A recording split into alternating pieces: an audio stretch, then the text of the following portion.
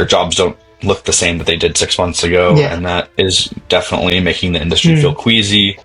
Or an anxious person, you Mm. imagine these scenarios, and then Yeah, for sure. but they usually never happen. But this one actually did. Being laid off can sometimes, for some people, feel, it's very isolating. Sometimes it's very, Yeah. society doesn't know what to do with you. You're kind of in limbo. Today, we will be talking with Will Murphy. Will Murphy is a product designer with over 5 years of experience. Will is unfortunately going through a phase that lots of people in tech can probably relate to nowadays. He is going through a layoff. He's trying to figure out what he wants to do next, and he's also trying to figure out how he wants to present his work. I think this conversation is going to matter a lot because not lots of people are really comfortable in talking about their career hiccups, especially in public. People try to usually show how successful they are and how they've got everything figured out. But in reality, it really helps when you find someone who is going through a similar phase as you. I think it just helps you feel a little bit less isolating. So, this conversation is going to be about that space. We are going to talk about the ups and downs of career. And I think this is going to be a very exciting and insightful conversation. So, Will, first of all, I want to say thank you very much for doing this. Thank you very much for your time. So, before we dive deeper into a conversation, if you could just please tell us a little bit about yourself, how you got into product design. Yeah, well, happy to answer that. Yeah, for me, it definitely was a winding road. It wasn't like a straight shot into product design. For some context on kind of who I am as a person, like ever since I Hmm. was little, I was very driven by the creative, driven by design, illustration, early on. I thought I wanted to be a car designer when I was little, Okay. and I would iterate on designs and things like Yeah. that. So there was like, I kind of like ever since I was little, I had that kind of more of a designer brain in that Hmm. kind of, visual Yeah. design world. Um, but like many people, I think once I got to high school and then college, I kind of got steered away from it just because. I think, there's certain different things that are prioritized in college and school, more of the business side of things, Yep. business related degrees. So kind of put it aside a bit. But then I actually ended up or I actually ended up um, being a sign maker at Whole Foods, which was, I don't know Okay. if you've been to Whole Foods or anything, but Yeah. back in the day they used to draw things by hand. Hmm. So that was Yep. like kind of my first. I kind of just saw, I was in a different department when I first joined Whole Foods, and I saw this position, and I was like, oh my gosh, it kind of was a light bulb in my head for like being going into Yep. design again. So I jumped into that. Did that for a little bit. That was a great Hmm. job just to kind of get my feet wet and being creative again. But Yep. then, yeah, when I left college, I was just kind of looking for, a steady Hmm. job, doing something in the tech world. But, I had a friend that referred me in. I got in starting doing customer support. But at the same time, I got to kind of see how a startup's run, how a product is built, a digital product specifically. I got to see this whole new world of design that I had no access to before. I didn't know what user Hmm. experience was. Yep. So from there, I kind of got to talking with some of the people at that former startup, Right. learned from them a bit, and then kind of was like, okay, this is the direction I want to go in. And then I went out on my own and built a portfolio from nothing, pretty much, just from like illustrations at first, and Yep. then I actually got into learning the industry Yeah. standard software and best Hmm. practices and things like that. That's mm, Yeah, and then got a small job here in Sacramento at an agency. Was there for a bit, and then got into the job I was most recently in for about 3.5 years. So hmm. that's the long and short of it. But it's been like kind of Yeah. a windy road. Didn't know I was going to end up here Yep. exactly until Hmm. I was obviously on that. I set myself on that path. Yeah. Hmm. Yeah, that's awesome. I mean, that sounds like a journey for sure. So when you worked in a customer support, did that really shape you how you think as a designer? You know? Yeah, I think I would say yes because w- you'd be surprised or like I think without being in customer support, you kind of think of the user as kind of this fixed Yep. person that has all the same traits and mindsets as maybe you do. We only have our own lived experience to really go off of, in terms of like what's right in front of us. So I think that maybe product designers who jump into this field that have never been in some kind of user focused role or kind of Hmm. empathy based role, Yep. you don't understand how different how diverse people are in terms of their technical capabilities, in terms of their disabilities, accessibility needs, concepts that you take for granted Yep. as being very easy to understand, Yep. maybe not or not as easy for another Hmm. person. So Yeah. I think with product design, you have to mold really be empathetic to those things and aware of those things to build products that are ultimately going to be successful. So Hmm. yeah, I think Yeah. that So, that was really helpful. Yeah. mhm. That's great. So when did you start working as product designer? What year was it?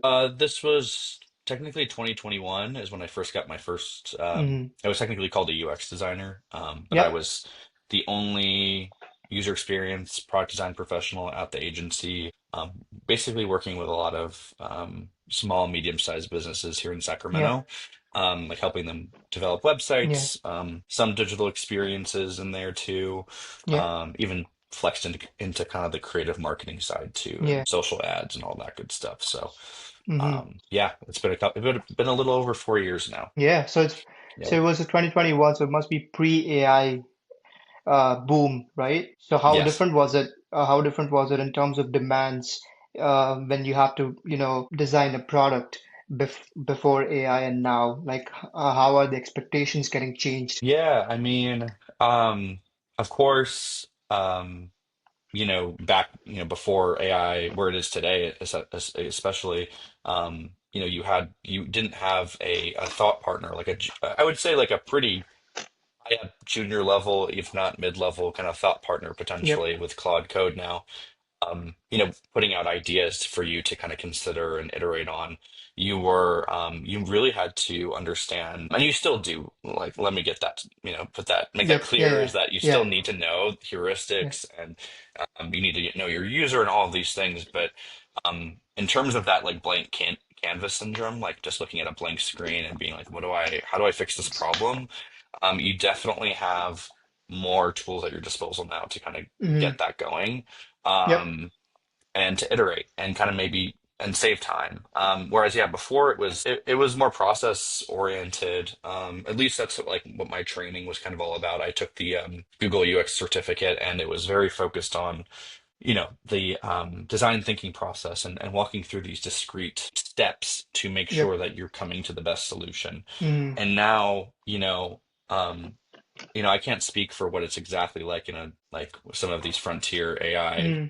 startups, in terms of Yep. being a product designer on those teams, but now it's like about how can we compress all Hmm. of the, like, how can we take out and make things go faster and Yep. take out some of these steps that weren't really driving revenue. Now it's very focused on, like, okay, how can we, launch something, and iterate on it and get it in front of users as quickly as Hmm. possible? Hmm. How can we Yep. get that first try to, like, kind of Yep. hit the mark without needing to, like, go back and iterate a bunch of times? That's like how I see things going. It seems Hmm. like it's Yeah. less Yeah. about, okay, we all need to sit in a room together and get out sticky notes and kind of all, bring the whole, cross-functional team together and, like, coming up with solutions and stuff. I think that should potentially happen in certain Hmm. contexts, um, Yep. and probably still does at some companies, but I think that, like, a lot of tech companies now are, like, rethinking that. And so, yeah, it's definitely a big change. It's gone from Hmm. process Yeah, for oriented, sure. process heavy, this Hmm. kind of big, Yeah. kind of several deliverables to get to the final thing, to now, you're making the Yeah. final thing potentially in Hmm. an afternoon, or, at least a version of the Yeah. final thing that people can Yeah. test out and try out for themselves. So, Yeah, for yeah, sure, for that's what I sure. see. I Yeah. mean, that is a really great revolution because I use Claude Code a lot, whether it is my day-to-day life or whether it is in my job. I think it has Mhm. become an integral part of my life, and that's just awesome. I think Claude is really taking over the AI race for now, for sure. Yeah. Yeah, it really has. It's also, understandably made people, I think, uncomfortable too, because, Mm, um, the profession's just changing so fast. So, like, what you do yeah. on a day-to-day basis has changed so fast and in such a short amount of time that I think people are like, their jobs don't look the same that they did 6 months ago, Yeah. and that is definitely making the industry feel Mm, queasy. And especially someone that likes to kind of get into the details themselves. I think I was brought up in the design world where you had to do all the yep. details yourself. Yeah. You had to get the Yeah. spacing right and move Yeah. things around, and you got satisfaction out of that. And now some of that is, Hmm. you're still doing those things potentially, but it's like less, Yeah. takes up less of your time, I think. Mm. Yeah, Yeah. for sure. Yeah, honestly, I have Yeah. so much respect for someone who is doing the designing side of things. Why? Because I used to have designing classes in my college. We used Hmm. to make designs in Figma design, and I was terrible at it. Like I was so bad, Mm. and I could tell you I hardly passed that course because I think I don't have a good brain for it. Like I don't have a good brain to design. When it comes to program, like when it comes to define a logic and program the backend side of software, I'm really good Yeah. at it. But when it comes to design, my brain just stops braining. So Yeah. Yeah. That's kind of like me. It's like the opposite for me, I would say. I mean, yeah. I can get technical. I'm not a coder or back end, Mm, front end coder really. I yeah. understand some front end, principles for styling and stuff, but I don't, Yeah. yeah, that's not how I work.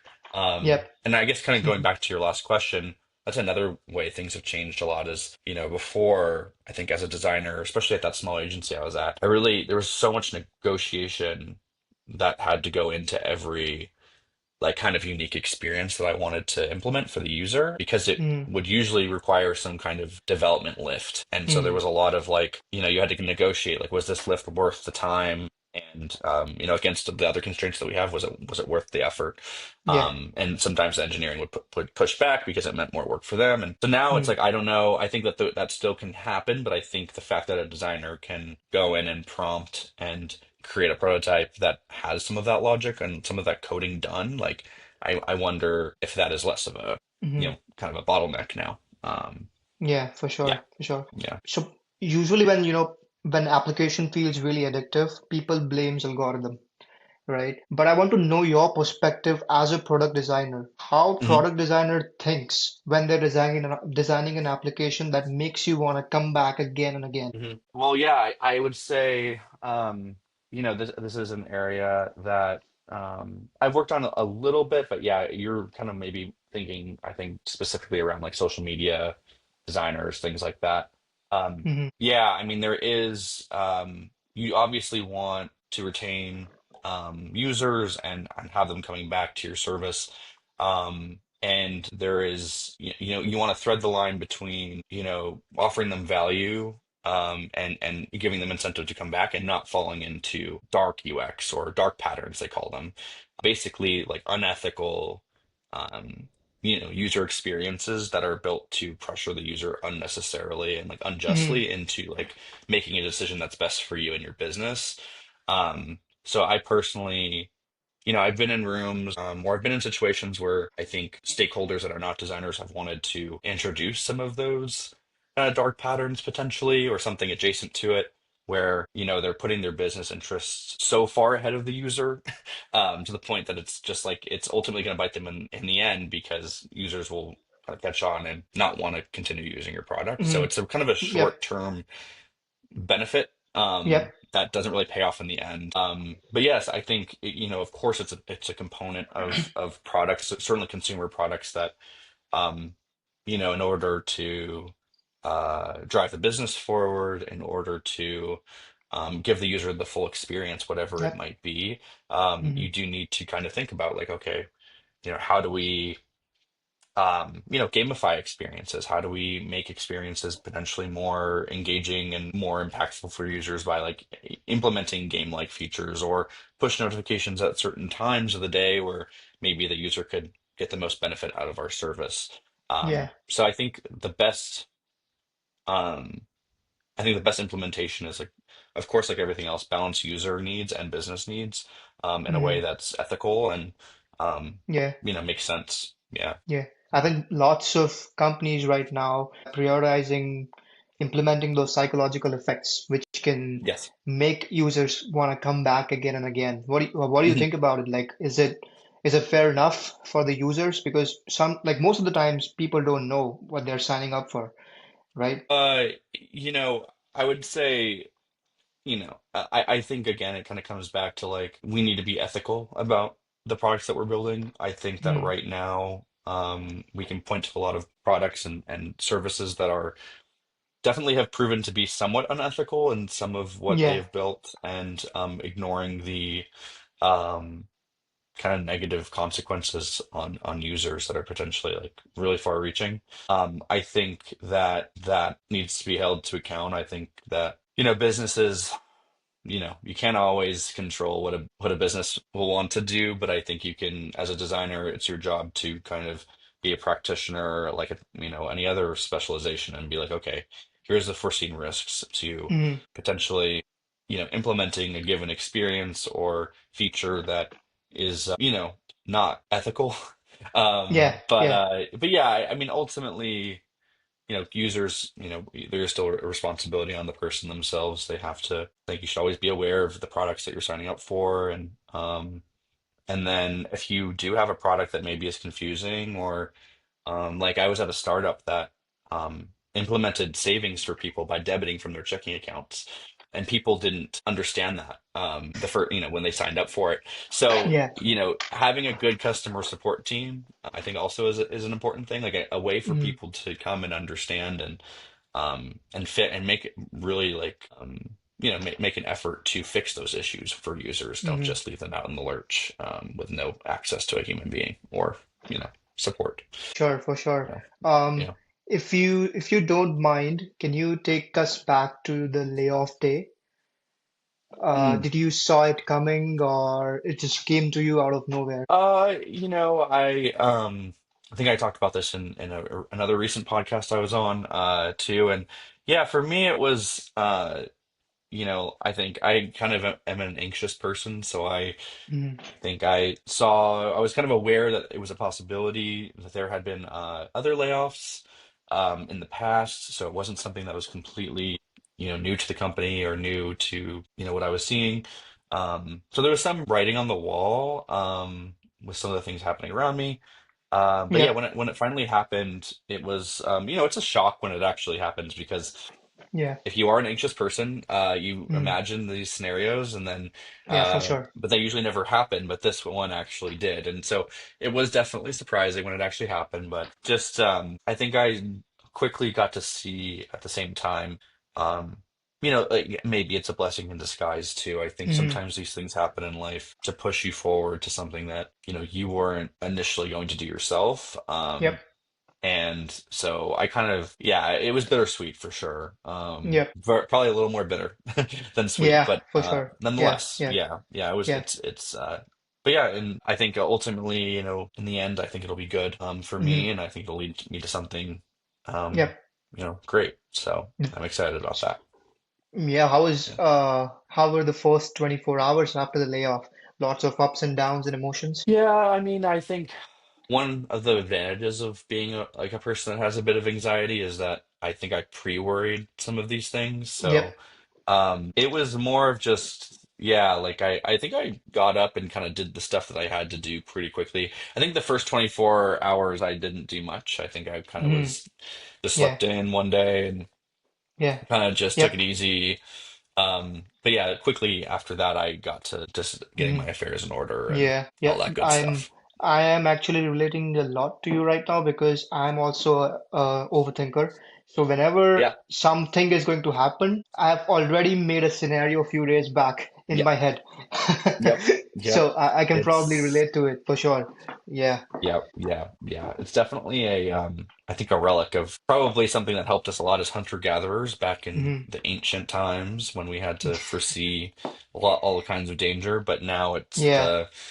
the residual of it is just we get worried about emails Yeah. and Yeah. or Yeah. things going Yep. wrong that are not that Yeah. in the end that Yeah. consequential. So I think yeah. I think that overthinking part is usually does usually gets heavy when I keep myself isolated. Yes, So yes, that's true. Got to get out yeah, there with friends, got to get around family, get yeah, around for people that sure. are not just focused on Yeah. work around you Yeah, actually nothing good happens in your room, so it's very important to go out there and live your life. Otherwise, you're just gonna Absolutely. screw up in your head for sure. Yeah. Absolutely. Yeah, Yeah. And yeah. that's another thing I think that, being in this journey with layoffs and all of that, it's like building community, having friends, going out and just like giving yourself permission to not think about Yep. job stuff and work Hmm. and the industry and AI and all of this, it's like you really do need to make time to kind of clean the slate and Hmm. just allow yourself some mental Yeah, space. I think that's huge. Yeah. yeah. Do you like spending time in nature? I do, yeah. Hmm. Whenever I can, yeah. It's I mean, I'm fortunate being in California and like certainly where I live, I'm pretty close to a lot of Yeah. um, just a lot of nature in my everyday. I Yep. technically live in like downtown Sacramento, so I live in like a city, Okay. but it's very Hmm. there's like trees everywhere. It's very like green and especially when it's hot, it keeps it nice and shady and stuff. So Yeah. Yep. I, get out into like lowercase n nature that way. Yep. But then also, I go on hikes every once in a while and Hmm. Yeah. go camping every now and then, and it definitely Hmm. cleanses the soul for Yeah. sure. Yeah. Yeah. Yeah. I think sitting in nature is the best thing because I usually when I'm working, Yeah. when I get stuck in solving some problem or there's some bug in the software, and I'm just, kind of fighting with Claude or ChatGPT to give me the solution.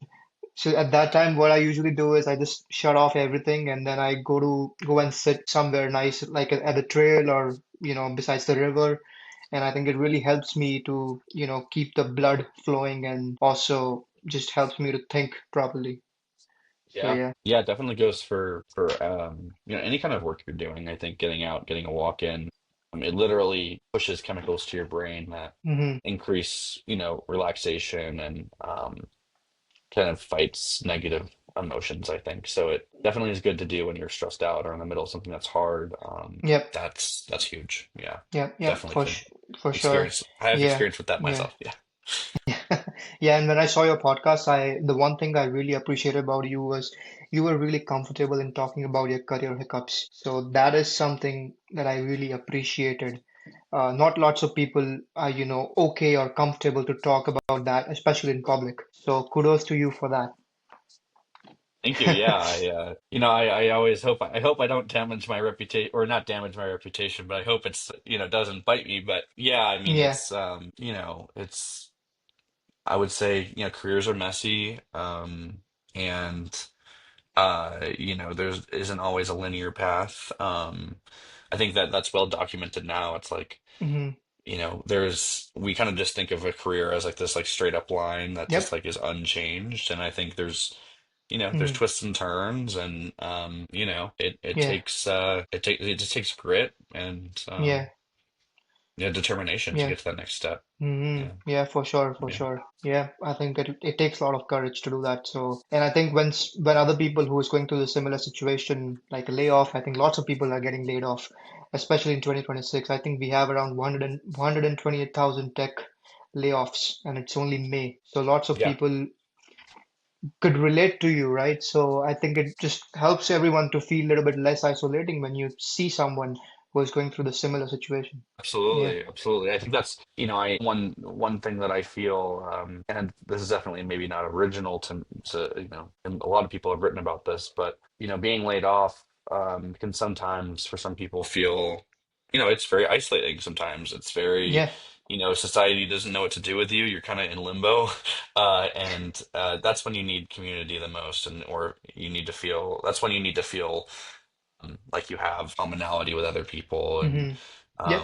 that's when it's important. I've connected with a lot of laid off people here in Sacramento, and I think that's really helped as well. Is because when you're around people that have never been laid off or haven't been laid off in a long time, it's sometimes you get they don't always understand exactly what the market's like right now, and you get unsolicited feedback sometimes, and Hmm. which is always good. I mean, no one means any harm, but I think when you're around people that are currently dealing with it, you just have a different level of connection, maybe. Yeah, yeah. Yeah. So, so you have a community there in Sacramento. Do you guys do any activities together, or it's just for the networking?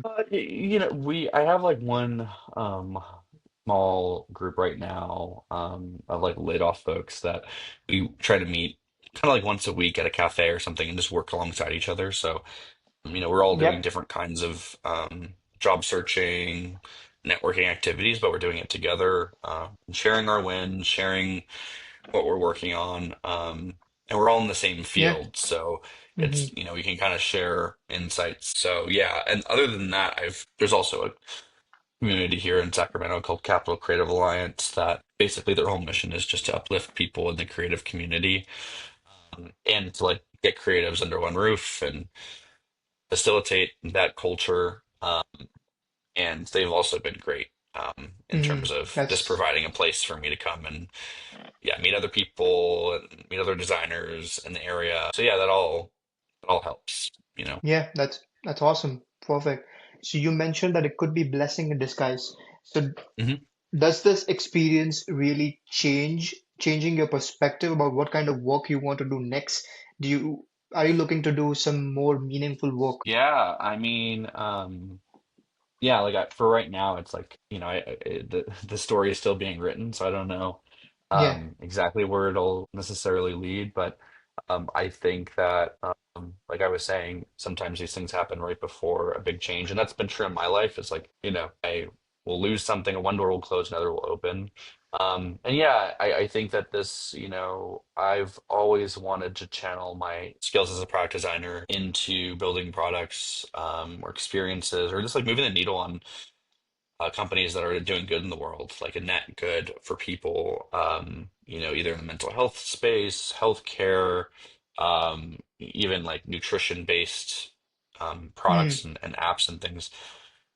Yeah, I see myself kind of going a little bit more in that direction, or at least working for a company that is, working on climate, something like that, because I think that would kind of get me up in the morning and make me feel like I'm doing something worthwhile. yep. So yeah, I think this is definitely like a break into, or this is kind of maybe hopefully the Yep. segue into that world for me. Mm, Of course, I don't want to like, push away any opportunities necessarily, but yep. in general, I feel like that's kind of the direction I want to go in. Yeah. Yeah. Even if it's somewhat indirect. Yeah. Yeah. I think Yeah. for sure, meaningful work is actually really important because purpose is something that, that makes you want to wake up in the morning and do the work. Yeah. That will keep your drive intact. So I Yeah, and it definitely agree. also Yep. it gives you a niche, I think, Yep. and that's a big thing in my world as a product designer, and I think it's pretty true for kind of any professional, but certainly when you're in design or some kind of like conceptualizing field, you need to maybe have a bit of a positioning, a little bit of a niche element to you. That seems to be like what I've taken away, at least in this market, and from other senior designers, is like, having an angle to what your why, so to speak. Mhm. Which, so I think having that be around, doing good in the world broadly, but also specifically, yeah, like mental health, sustainability, um, those kinds of things. I think that's kind of my niche. That would be the niche that I would like to kind of dive Mhm. into, I think. Yeah. Yeah. Okay. That's Yeah. awesome. That's awesome. Yeah. So I was looking at your portfolio and I Mhm. was really impressed and amazed by it. Uh, I think I really felt like you were trying to make your first impression really good before even anyone, come and talk to you. Mhm. So if you don't mind, could you please share your portfolio so that we can have a look together? Yeah. Let me see. Hopefully I can do this pretty easily. Yeah. Here we go. All right. Okay. Oh, yeah, it's perfect. It's going up, so that's good. Hmm. Yeah, Yep. so this is my portfolio here. Fun fact, leaned on Claude Code to implement this design and I launched on Vercel. So basically that's like launching, kind of hosting the site. And that's where I kind of push updates to. So yeah, it's definitely amazing, like the level of I guess interaction and kind of UI elements that I'm able to implement here without having a coding background is pretty awesome. And I've been through the whole gambit of portfolio hosting sites and things like that. I've done Adobe Portfolio, I've done Framer, I've done even tried Webflow for a moment, and this is kind of the final form, I think. So this has been by far like the most customizable and most, I think, fun in terms of just the like extent to which I can implement like cool Hmm. interactions and cool things. So yeah, this is like my homepage. And kind of have some PNGs of some of the work that I've done. and a little bit of the branding work. So I kind of have a unique intersection. I have, of course, product design, UX, and then I also have a visual design background as well. So that kind of lends itself to some complementary skills in terms of illustration for UI, or even, making sure our brand is represented in UI as well. Um, and of course, even if a company needed help with creative direction and things of that nature, that's also something that I peek through a little bit here. Hmm. And then I have my cards of featuring some of my case studies down here. And right now, you're really hit with my product design work because that is, my primary function at this point. And then I am starting to add some of my brand design work as well, just to kind of show that passion, that skill set. And how there's actually a lot of overlap in terms of design thinking that goes into that as well. So it's not as far apart from product design as some people might think. Um, and then I have some testimonials here, just from some lovely people that I've worked with in the past, at my last company and even before that. So I kind of have that here. I kind of have it truncated, so you kind of get a little Hmm. preview of it before clicking into it. And I think this was the section that you were most maybe interested in. Yep. But yeah, I worked with Claude to create a fairly basic, but nonetheless impactful chat, like recruiter chatbot. Hmm. So I thought, like, the why behind it is basically, we're in this era of chatbot based experiences. And that's where everyone from accountants to recruiters to designers, that's where they're living a lot of the time right now, I think. So what better way to kind of meet the moment than have a chatbot on my portfolio? And this is just like, I kind of basically wanted to just like offer a kind of easy entryway into this experience, instead of just throwing a blank text box in front of a user or in front of a recruiter, just like giving them space to ask any question they could possibly think up. I specifically threw a couple of these floating questions here just to kind of get them started, and you can click on one and it'll kind of just answer that question. There's like certain things I still want to go back in and like even enhance the logic here and offer even more nuanced answers and things. But yeah, Claude worked with Claude to build out the logic, and I gave it all of the content that it needed to answer certain questions. Hmm. And then it just built it. And I think worked in Figma too to kind of define the basic UI and how I wanted kind of an animated gradient in the background, and I wanted these to float. So I kind of gave those directions Hmm. to Claude as if he was an engineer or it was an engineer. Yeah.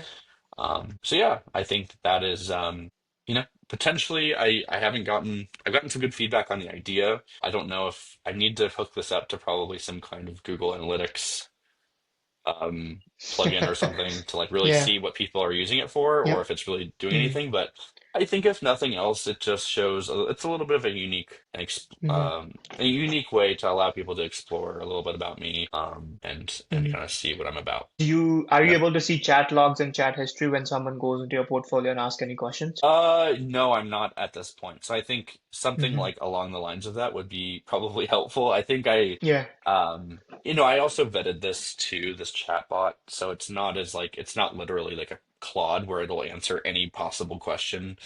It'll throw you an error if you answer a question or ask a question that's off topic or Yeah, for sure. negative. Hmm. So I feel like a little lower risk. Like I haven't set up all of that back into it, but that is something that I should do. I've just been focused so much on just getting all the content in here, that I Hmm. kind of made this kind of the MVP, made it's in its Yeah. MVP state right now. Hmm. And I'll probably get it to an even more advanced state in the future. Yeah. Yeah, for sure. It looks awesome.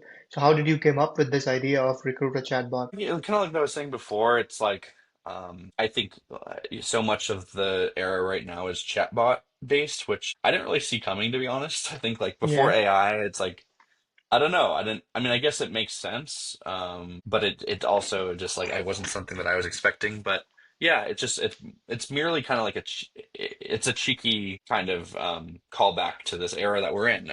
Everyone's trying to hire for AI skills. You know, here are my AI Yep. skills, and then here's like my take on a chatbot, and like here, and here's a fun kind of use of it. Mm, So yeah, that's kind of, it kind of came from that, and just testing it, playing around with Claude. Like what can it actually yeah. do? I think initially, like a lot of people with AI, I think you start with kind of underestimating what Claude or what these tools can do, and then but little do you realize that in the matter of a few months, since it was the last time Mm, you played with these tools, like so much has changed, and yeah. so many new capabilities have been added. So I think it's kind of born out of that. I just kept on pushing the envelope a little bit, and I was like, wait, I can create a chatbot. This is great. Yeah. Yep. So that's kind of how it came to Have, be. Yeah. have you recorded any video of doing the demonstration of a portfolio yet? Not really, no. Mm, I think there's also like the thing with as a designer, it's like things are never done, right? So, yeah. I think there's still more things that I want to add to this, like specifically some more brand work. Maybe add a little section for like exploratory projects that I've been kind of Hmm. working on. Yep. But yeah, I shouldn't let that gate me necessarily Mm, from doing something like that. But yeah, no, yep. I haven't shared a video yet. This Yeah, is the first because one. I used to do that when I was doing the job search. Obviously, my portfolio was not as good as you, but what I used to do is I used to walk through my portfolio, like it used to be a quick 1 or 2 minutes video, and then I used to record it on Zoom, and then I used to put it on every job application. Like I used to put the link, Mm, and I mm. think that really helped me to get few interviews. So that is really something that you should try for sure. And I think your Yeah, portfolio is really impressive. So that is just going to make you, stand out uh, in front of other candidates. So yeah, yeah. That's an interesting one. I feel like, yeah, having potentially having a video. I think with the link, it's I think recruiters are usually pretty like used to like opening a link, but I could yeah, definitely, hey, who the heck knows? hmm, Like maybe it's yeah, a hidden hack. So yep. yeah, that's a possibility. That's a great idea. Yeah, yeah, you're right. Recruiters can be real, like sometimes suspicious when they don't want to click on link. But the thing is that right now the applications have become so artificial. Like everybody is just Yeah. using the stuff that has been generated from AI and they're just putting it on their resume. But when you Mhm. actually go and present your work, it just, shows your authenticity to recruiter that, okay, this guy Absolutely. knows, right? So yeah, that's also a perspective. Yeah. Yeah, definitely. There's like Mm, so many ways. I think yeah, any way that you can show originality and also just yeah stand out from the crowd. I think that's the name of the game yeah. right now. Mm, Is mm, not just following the lead of everybody else. You have to yeah. do something to change Yep. to change the Mm, mold. yeah. I also used to ask interviewers at the end of the interview to give me some 5 or 6 minutes so that I can present my work. So I used to create small PPT and I used to go through all the websites or programs that I have developed. So that is also something that I really found it helpful to present your work even in the interviews. Oh Yeah. yeah, yeah, definitely. I think with design too, it's they have or like you usually don't get a design job these days without a portfolio review Yep. or someone seeing your work and thought process. So yeah, that's probably like 80% of the hiring decision, I'd say at this Hmm. point is like Yeah. Yep. seeing what have you done and like how did you get there?